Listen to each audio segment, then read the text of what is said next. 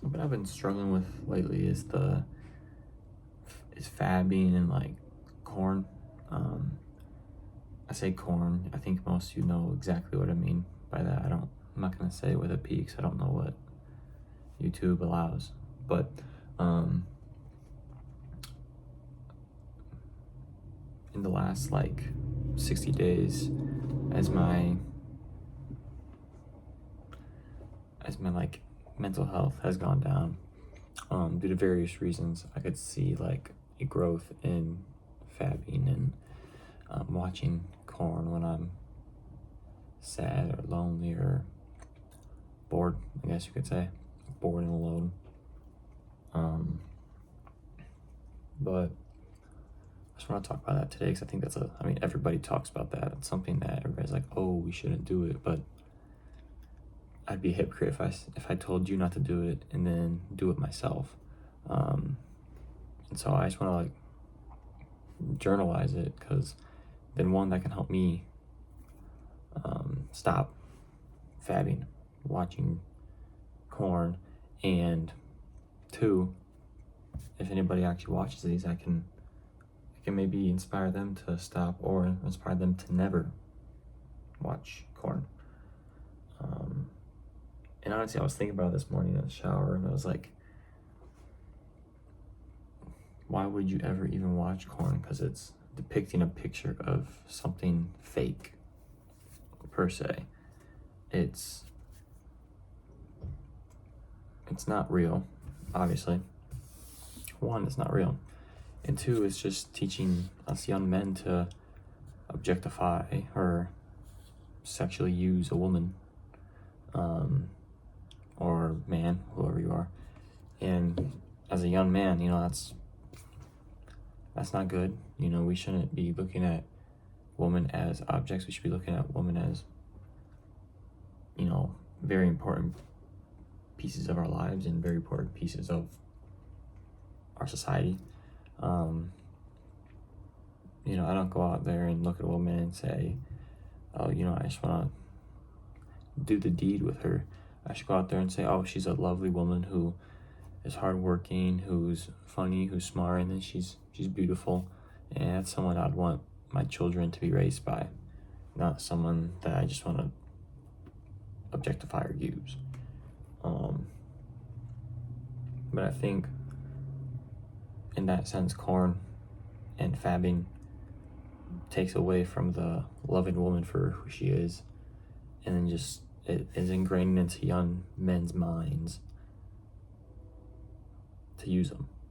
That's why there's a big culture of sleeping together and sleeping around, hooking up. I personally don't indulge in that community, but I'm still a hypocrite because I fab and I watch corn, and that's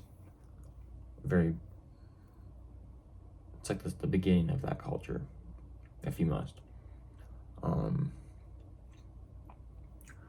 But yeah, I think I already talked about it a little bit, but like the downward trend in my happiness and the upward trend in fabbing and watching corn is like a direct correlation to each other. Because one, when you watch corn and you beat your meat, you're just losing energy, or you're losing testosterone, you're losing all of these factors that make a man and make you a functioning human being. And to be brutally honest, yesterday I fabbed twice. I was sad. I was quote unquote lonely. I was like, damn, life's not going the way it should be going. So what I do? Watched corn and fabbed. It was not a good thing. I woke up today and I felt exhausted, missed class, and I was like, man, I need to talk about this because this can't be how my life goes. It keeps going on and on and on. And then I look at it like this, like yesterday it was twice, 3 days ago it was once, and then it was, I think 10 days ago was one time, and then before that I hadn't fabbed in like 30 days, and before that I hadn't fabbed in like 50 days. And it was like I was doing really good, and then once my life hit, I'm gonna say not rock bottom, but it hit a low, the number of me thinking about it and doing it got higher, And when that got higher, my mental health kept getting lower and worse and worse. And it was like, just keep going like this. Like if I fab more, I get sadder. If I don't fab at all, I feel more productive. I feel more manly. I don't know. I feel the testosterone running through my veins. But again, I just think it's such a bad thing. And I'd be a hypocrite if I told you don't do it, boost your lifestyle, and I'm sitting here like doing it. So I'm gonna be honest on this channel. I'm gonna be honest, just talking. Like, I don't know if a lot of men would own up to their corn addiction. And when's the last time they wanked it? I wanked it yesterday twice. One in the middle of the day, one at nighttime before bed. Actually, right before that video yesterday, and I was like, I gotta change my life. I can't just write this stuff down in a journal. I gotta actually like tell people about it and get over it and really unlock my life. So